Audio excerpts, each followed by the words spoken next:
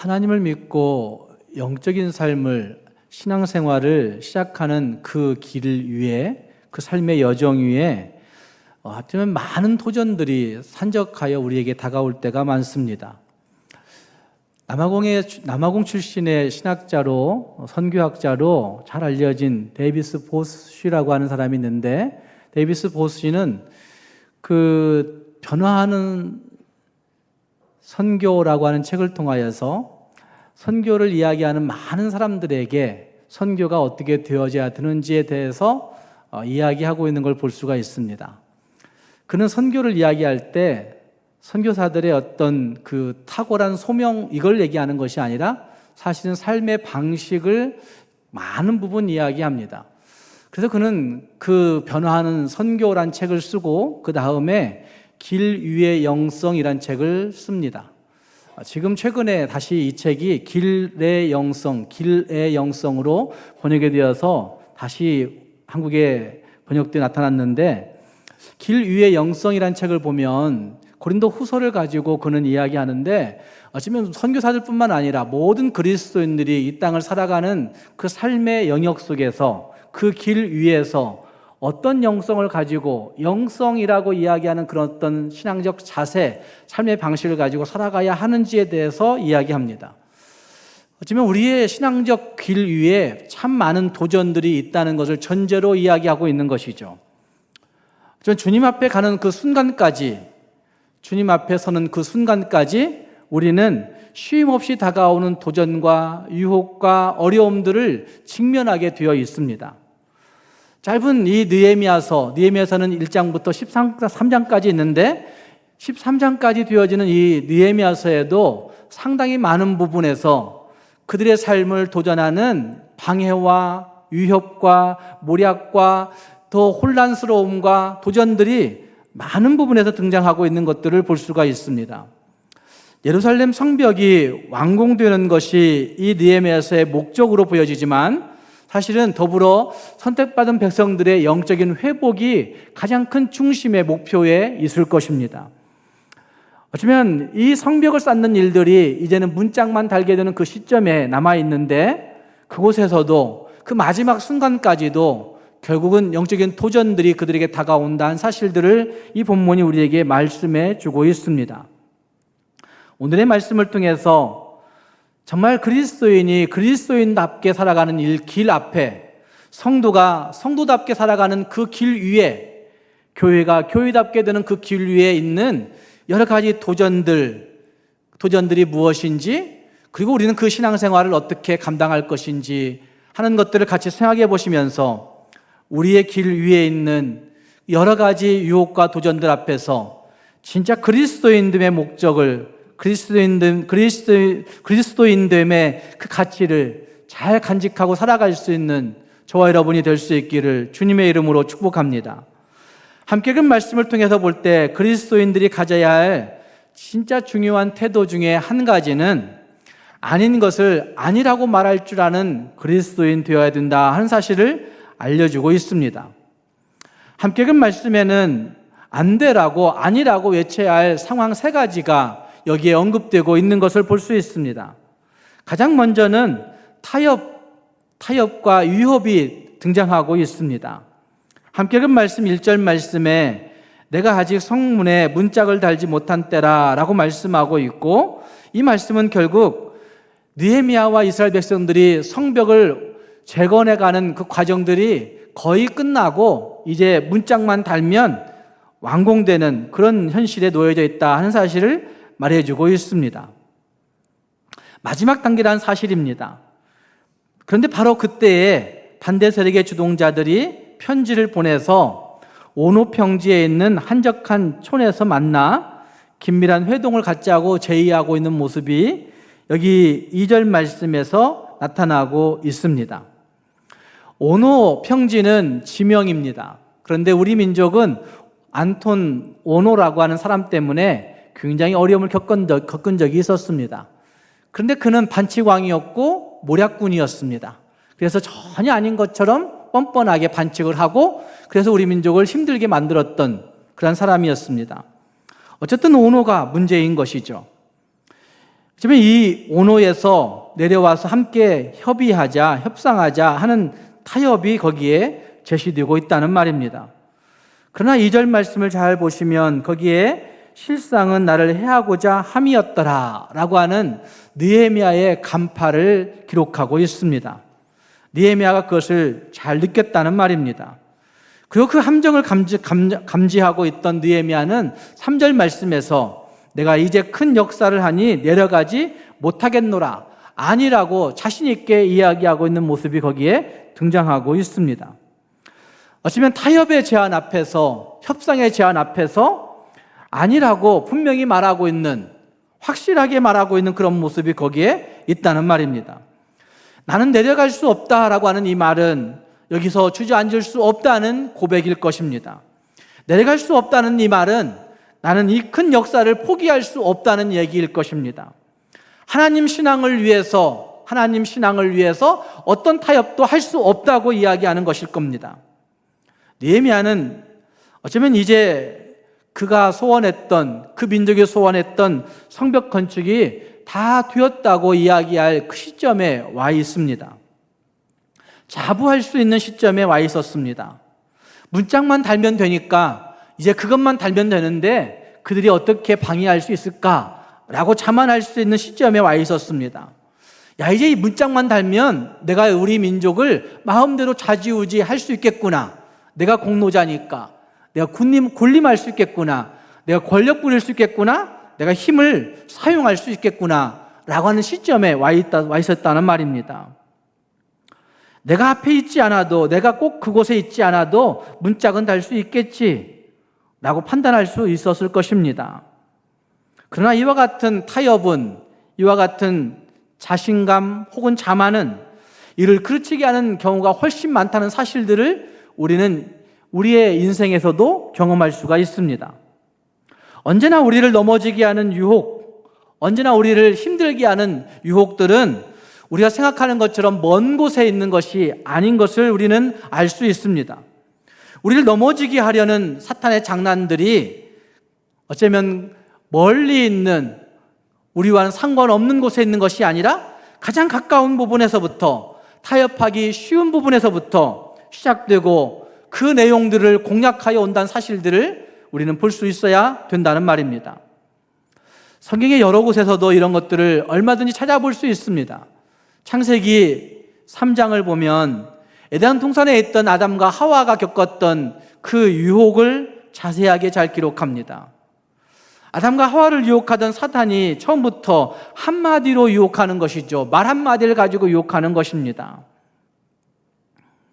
어쩌면 그 말을 듣고 그 말에 관심을 쓰는 순간, 그는 이제까지도 아무렇지 않게 느꼈던 그 선악을 알게 하는 나무의 실과가 다시 보여지고, 다시 또 보고 싶고, 다시 또 만져보고 싶고, 다시 또 갖고 싶고 하는 일들이 벌어지게 됩니다.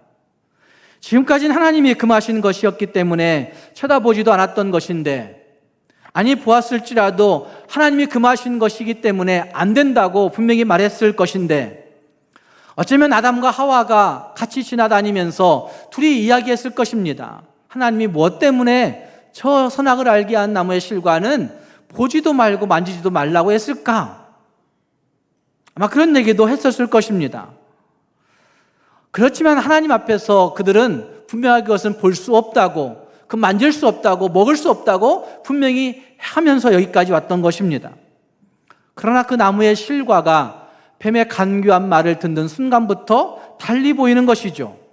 먹음직도 하고 보암직도 하고 지혜롭게 할 만큼 탐스럽기도 했다라고 하는 표현들을 보면 어쩌면 그에게 여러 가지 타협점들이 자꾸만 생겨나고 있는 모습들이 그 사탄의 말 속에서 있었다는 사실들을 볼 수가 있는 것입니다. 그리고 쉽게 넘어가고 마는 것입니다. 자기만 먹는 것으로 그치지 아니하고 자기 옆에 있던 아담에게도, 아니 다른 사람에게도, 그렇잖아요? 아담이 그 때에는 다른 사람이었으니까 다른 사람에게도, 다른 주변 모든 사람들에게도 영향을 미칠 수 있는 죄 범하게 하는 말들이 펼쳐지고 있다는 사실들을 볼 수가 있다는 말입니다.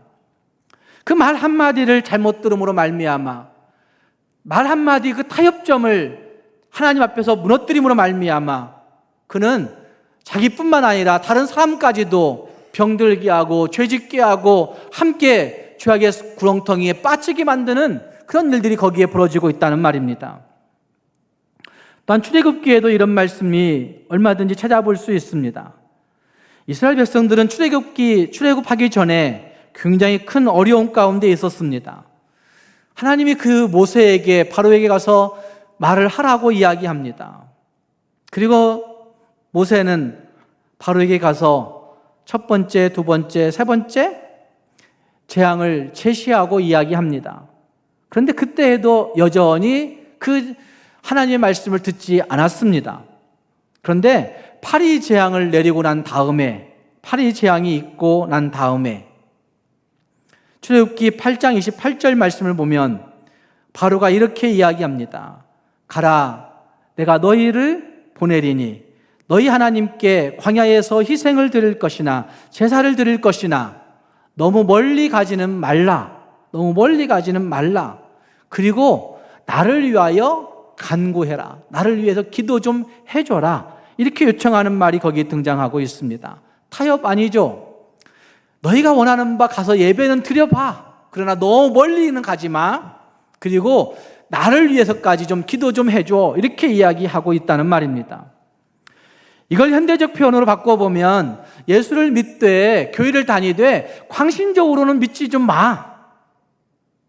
관심적으로 믿게 하지는 저는 않을 겁니다. 그런데 그런 타협점들이 있습니다. 그렇게 새벽기도 꼭 해야 돼? 그렇게 심야기도 혹은 수요기도 해야 돼? 아니 주일 낮 예배만 드리면 되는 것인데 꼭 오후 예배도 해야 돼? 성경 공부도 해야 돼? 말씀 묵상을 꼭 해야 되는 것만 하는 거 맞아? 이런 타협안들을 사탄은 바로와 같이 내놓고 있는 것이죠. 정서상 위안받을 정도만 예수 믿으면 된다고 이야기할 겁니다. 심적인 그냥 안정감 얻을 정도만 교회 다니면 그게 철로 좋은 거야. 이렇게 얘기한다는 말입니다. 신앙생활에 너무 몰입하지 말라고 이야기합니다. 어쩌면 이런 유혹의 이면에는 하나님의 사람으로 당연히 가져야 되는 하나님 말씀에 대한 신뢰와 가치를 무너뜨리는 유혹이 거기에 담겨져 있는 것 아니겠습니까? 하나님의 사람은 하나님의 말씀을 가지고 이 땅을 살아가는 것이 맞습니다. 하나님의 사람들은 하나님의 말씀이 우리의 가치관, 세계관 되어서 그 말씀이 기준 되어 살아가는 것이 맞습니다. 그런데 세상은 우리에게 네 자신의 경험이 중요한 것이다라고 얘기합니다. 네가 가진 지식이 중요하다고 얘기합니다. 세상이 가지고 있는 세계관, 세상의 가치관이 중요하다고 이야기합니다. 그걸 가지고 하나님을 바라보지 못하게 만드는 일들이 얼마든지 세상 가운데 산적해서 우리에게 도전해 온다는 말입니다. 바로는 그 후에 메뚜기 재앙 후에도 또다시 남녀노소와 우양을 데리고 가겠다는 이스라엘의 요구에 남자만 가서 여호와 섬기면 안 되니? 이렇게 얘기합니다. 남자만 가서 여호와 섬기면 안 돼? 너희만 예수 믿으면 되지. 너희만 하나님 믿으면 되지. 굳이 너희 자녀들까지 꼭 믿어야 돼? 이렇게 얘기하는 겁니다. 공산주의는 어린 자녀들에게 신앙교육 시키는 것을 굉장히 무서워합니다. 어린 자녀들이 신앙생활을 잘 하게 되면, 신앙교육을 잘 받게 되면 늙어서도 그 길을 떠나지 않는다. 성경이 말씀합니다. 그래서 공산주의는 중국도 그리고 북한도 그렇습니다. 선교사들이 가서 평양 과학기술대학에서 가르쳐요. 그건 허용해요. 그러나 선교사들이 미국에서 캐나다에서 자원들이 고아원에 들어가 보육원에 들어가 아이들을 가르치고 아이들을 만나는 일은 허용하지 않습니다. 왜 그럴까요? 어른들 믿다가 그냥 죽으라는 거예요. 그렇지 않습니까? 애들에게 신앙 강요하지 말라고 이야기합니다. 너희 가족들까지 끌고 가서 하나님 예배하려고 하지 말라고 바로가 얘기했습니다. 그럴듯한 타협안일 수 있습니다. 그런데 오늘날 우리 교회 안에도, 한국 교회 안에도 이런 일들이 벌어지고 있는 거죠. 우리만 예수 믿으면 되는 거지 자녀들까지 굳이 그렇게 주일학교 보내야 돼? 교회에서 방과 후 학교 꼭 해야 돼? 세상으로 가야지. 이렇게 얘기하는 거죠. 좀 지나서 애들이 철들면 예수 믿을 거야. 철들면 예수 대적합니다. 철들면 예수 안 믿는 것이 아니라 예수를 대적합니다. 그게 지금 한국 교회의 현실인 거죠. 영혼이 몰락해감에도 불구하고 우리는 이 바로가 제시하고 있는, 메뚜기 재앙 후에 제시하고 있는 그 일을 우리가 그대로 받아들여가지고 우리 자녀들에게 예수 알지 못하게, 예수 믿지 못하게, 예수 가로막고 있는 일들을 이 어른들이 하고 있다는 말이죠. 하나님의 약속, 하나님의 말씀을 가지고 이 땅을 바라보아야 될 텐데, 그래야 세상에서 빛으로 소금으로 살 수 있을 텐데, 매주 와서 하나님 앞에 그 말씀을 주입시켜도 안 될 텐데, 우리는 이 바로가 제안하고 있는 그 말 그대로 따라 행하고 있는 모습이 우리에게 있다는 말입니다. 매주 교회 와서 예배도 하고 기도도 하고 봉사도 합니다. 그러나 실제 삶 속에서 데이빗 보스가 얘기한 대로 우리의 삶의 그 길 위에서 우리는 어떤 영성을 가지고 살고 있느냐 하는 것입니다. 그 길 위에서는 하나님 모른 채 하고 세상 방식 그대로 살아가고 있는 현실이 우리의 모습이라는 말입니다. 세상의 흐름을 가지고 그냥 살아가는 것이죠. 마틴 루터는 이런 얘기를 했습니다. 돈 지갑에 회심 없이 진정한 변화는 있을 수 없다고 얘기했습니다. 돈 지갑에 회심 없이, 우리의 물질의 영역 거기에 회심 없이, 회개는 하나님 내가 잘못했습니다, 회개합니다, 이거 눈물 흘리고 회개하는 그것이 아니고, 회심은 돌이키는 것까지가 회심이에요. 돌아와서 그렇게 살아야 되는 거예요. 살아감이 없이는 회개가 아니에요. 왜 이렇게 거짓 회개를 가지고 자꾸 회개했다고 얘기하는지 모르겠지만, 마틴 루터는 그 돈 지갑, 우리의 물질적 영역에 회심 없이는 진짜 변화는 없다고 그렇게 얘기했습니다. 수영이나 운전들을 잘 살펴보시면 별로 어려워 보이진 않습니다. 그냥 물 위에 들어가는 담대함만 있으면 뜨니까 나도 수영할 수 있다고 생각합니다. 그런데 훈련받지 아니하면 수영 못하는 거죠. 계엄 가지고는 먼 곳을 거쳐갈 수가 없다는 말입니다. 그러나 수영을 훈련하면 어떤 곳에 내놓아도 그거를 헤쳐나갈 수가 있게 되는 거죠. 운전도 마찬가지죠. 나는 운전에 기능이 있어. 그러나 훈련하지 않으면 할 수 없는 실수가 벌어지게 된다는 말입니다. 마찬가지로 우리의 실제 생활에서 하나님과 늘 동행하는 훈련을 하지 아니하면 우리는 얼마든지 넘어지고 다시 뒤집어지고 실패할 수 있는 가능성들이 훨씬 더 많다는 말입니다. 함께 읽은 말씀 가운데 사탄의 도전은 한 번에 그치지 않습니다. 4절 말씀을 보면 4번씩이나 반복해서 그에게 다가왔다는 사실을 말합니다. 4번이나 이같이 나에게 사람을 보내었다라고 하는 말, 계속해서 반복해서 접근하고 있는 것이죠. 타협을 가장한 사탄의 유혹이 우리에게 매일매일 매 순간순간마다 우리의 가치관을, 우리의 마음을 강퇴할 때가 있음을 볼 수가 있다는 말입니다. 사랑하는 여러분, 사탄의 도전들이 우리에게 다가올 때마다 정말 신앙적인 입지가, 말씀에 기초한 신앙적인 입지가 분명할 수 있는 저와 여러분이 될 수 있기를 바랍니다. 정말 하나님의 말씀을 가지고 분명하게, 정직하게, 자신 있게 아닌 것은 아니라고 이야기할 수 있는 우리 모두가 될 수 있기를 주님의 이름으로 축복합니다. 또 한 가지는 여러 가지 중상모략들이 다가올 때에도 아니라고 담대하게 외칠 수 있는 우리가 되어야 됩니다. 함께 읽은 말씀 5절 말씀을 보시면 5번째 도전은 봉하지 않은 편지가 등장하고 있습니다. 여러분, 편지를 보내는데 왜 봉하지 않고 보낼까요? 그 대답은 그 다음 구절에 있습니다. 6절 말씀, 7절 말씀 보면 그 편지 속의 내용을 담고 있는데, 느헤미야가 반란을 일으키고자 이 성벽을 짓고 있다고 쓰여진 편지인 것입니다. 굳이 느헤미야에게 보내지 않아도 되는 거잖아요. 이런 편지를 보내어서 느헤미야의 마음을 혼돈스럽게 만들어 그 산발락과 도비야, 게셈에게 협상할 수밖에 없도록 만들고 있는 겁니다.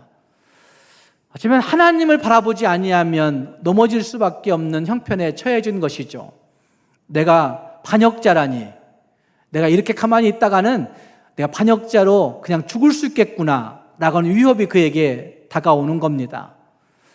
우리에게도 세상에서 여러 가지 도전들이 이와 같이 다가옵니다. 봉하지 않은 편지가 여러분에게는 무엇이라고 생각하십니까? 우리는 사람들의 시선을 너무나 많이 의식합니다. 사람들의 시선 때문에 두려워합니다. 사람들의 시선 때문에 위축됩니다. 사람들의 시선 때문에 불안에 벌벌 떨 때가 있습니다. 그래서 행동을 자유롭게 하지 못합니다. 하나님 앞에 살고 싶은데도 불구하고 사람들이 나를 어떻게 볼까에 대한 그 시선 때문에 우리는 하나님 믿는 신앙을 종종 포기할 때도 있는 것입니다. 하나님에 대한 시선을 분명히 세워야 되는데 그렇지 못하고 있는 것들도 봉하지 않은 편지일 수 있습니다. 뜬 소문 나겠지. 그런 소문에 나는 못 견딜 거야. 많이 있다는 말입니다. 제가 또 많이 생각해 보았습니다. 21세기에 봉하지 않은 편지는 도대체 뭘까? 그리스도인들에게 봉하지 않은 편지, 21세기 편지는 유튜브인 것 같습니다. 유튜브에 참 많은 거짓 소문들이 있습니다. 믿을 만한 것은 한 10% 정도 된다고 얘기하지 않습니까? 그런데 우리는 많은 90%의 그 봉하지 않은 편지와 같은 뜬 소문들을 실제인 것처럼 보고 듣고 거기에 즐겁기도 하고 우울해하기도 하고 그럽니다. 교회에 대해서도 마찬가지, 교회 안에서 신앙생활을 하면서 건전하게 그 말씀을 듣는 것이 아니라 목사가 가르치는 성경보다도 유튜브에 각색된 그 사람들의 그 이야기들, 좀 강력한 어떤 우리의 귀를 즐겁게 해주는 그 이야기들이 훨씬 더 많이 들어옵니다.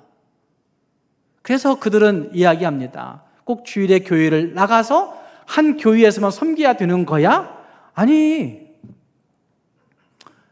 온 교회가 하나인데 뭐 그렇게까지 교회를 이야기해야 돼? 이런 얘기하는 사람들도 있습니다. 동성애 신학적으로 잘 연구해 보니까 뛰어난 신학학자예요. 서울대도 나오고. 그런데 그 동성애 성경 보니까 이렇게 얘기해. 괜찮은 거야. 이렇게 얘기하는 그 나쁜 신학자 있어요.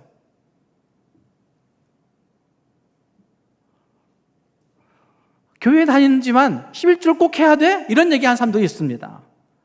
좋아하시는 유튜브일 겁니다. 여러분들이.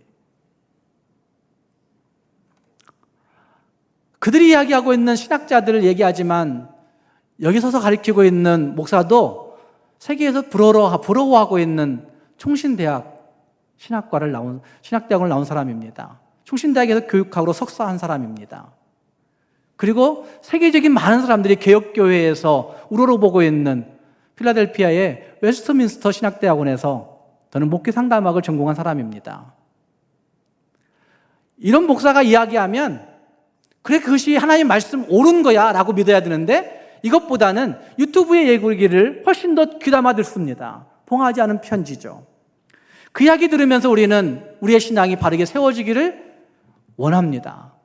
어떤 때는 우울해하기도 하고 어떤 때는 힘들기도 하고 뭐 그렇게 힘들게 예수 믿어야 되느냐라는 생각들을 갖습니다.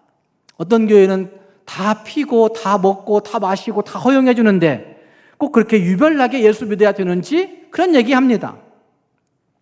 교회만 나가야 공동체를 이루어야 되는지 이야기하는 사람들도 있습니다. 그러나 성경은 교회 공동체를 분명히 이야기합니다. 그래서 이런 많은 봉하지 않은 편지들은 21세기의 유튜브들은 하나님의 뜻으로 멀어지게 만들어 가는 일들이 참 많이 있다는 말입니다. 헐뜯고 이간질하고 불안하게 만들고 없었던 일들을 만들어서라도 얘기함으로 말미암아 우리 영혼을 해롭게 합니다. 우리 영혼을 병들게 합니다. 수근수근하게 만들고 비방하게 만들고 우리 영혼을 지치게 만듭니다. 사랑하는 성도 여러분, 우리의 영적 회복을 좋아하지 아니하는 사탄의 장난들, 그 봉하지 않은 편지들이 내 주변에는 무엇이 있는가 한번 생각해 보시면서 나를 좌절하게 만든다면, 영적인 그 길 위에서 낙오하게 만든다면, 영적 그 길에서 어쩌면 주눅들게 만든다면, 영적 그 길에서 내 영혼을 해치게 만든다면 그들을 과감히 아니라고 외치면서 진짜 하나님 앞에서 노라고 외치며 살아갈 수 있는 진짜 그리스도인들이 될 수 있기를 주님의 이름으로 축복합니다. 생명의 도전 앞에서도 느헤미야는 아니라고 분명히 말하고 있는 모습이 그 후에 등장합니다. 그리고 한 가지 더, 그리스도인들은 힘들고 지칠고 어려울 때, 혼돈스럽고 혼란스러울 때, 힘이 다 빠질 때 우리가 할 수 있는 한 가지 기도입니다. 여기 읽었던 말씀, 9절 말씀에 느헤미야는 정말 얼토당토 않는 이야기들을 여러 번 거쳐서 다가오고 있을 때, 그때 9절 말씀 끝부분에 이렇게 이야기합니다. 이제 내 손을 힘있게 하옵소서. 주여, 이제 내 손을 힘있게 하옵소서. 따라서 해보십시오. 주여, 내 손을 힘있게 하옵소서. 이렇게 외치고 있습니다.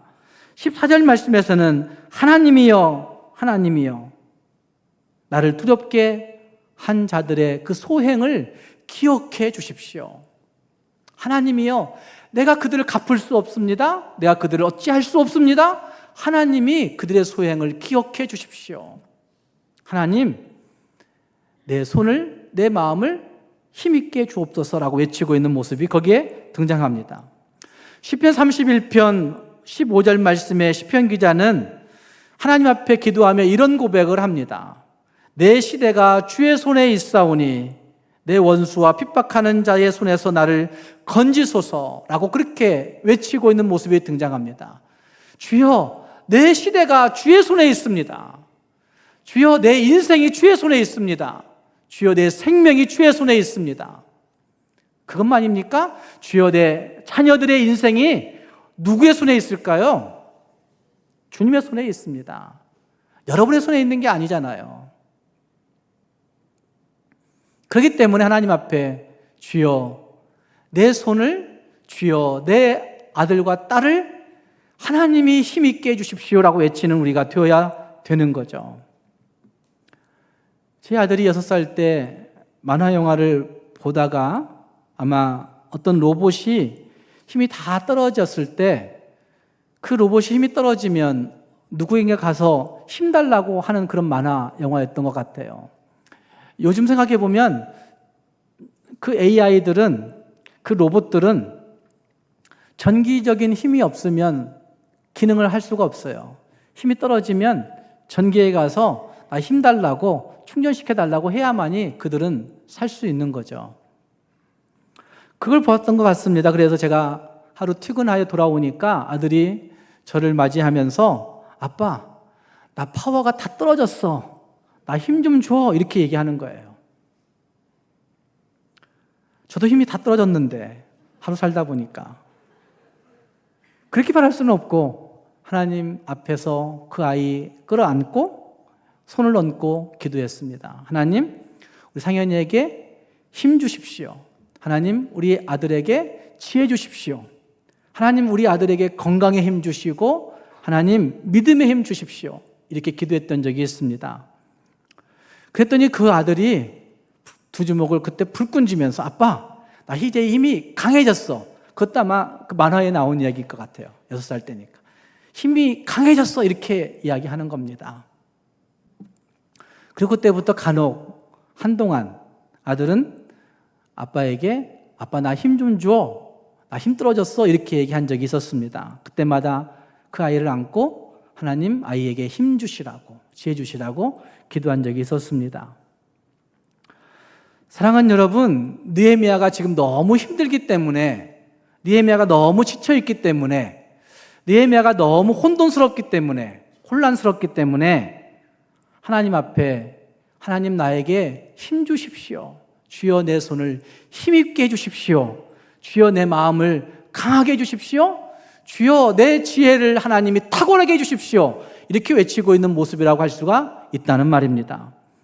사랑하는 여러분, 우리를 무너지게 하는 타협들, 우리를 좌절하게 만드는 온갖 중상모략과 같은, 봉하지 않은 편지와 같은 뜬 소문들, 어쩌면 우리의 생명을 위협할 것 같은 건강의 위협들, 그 많은 것들이 우리가 영적으로 성장해 가는 길들을 가로막을 때가 있습니다. 우리가 걸어가야 하는, 우리가 살아가야 하는 삶의 길, 삶의 여정 속에서 우리의 영혼이 낙오하게 만들 때가 너무나 많이 있습니다.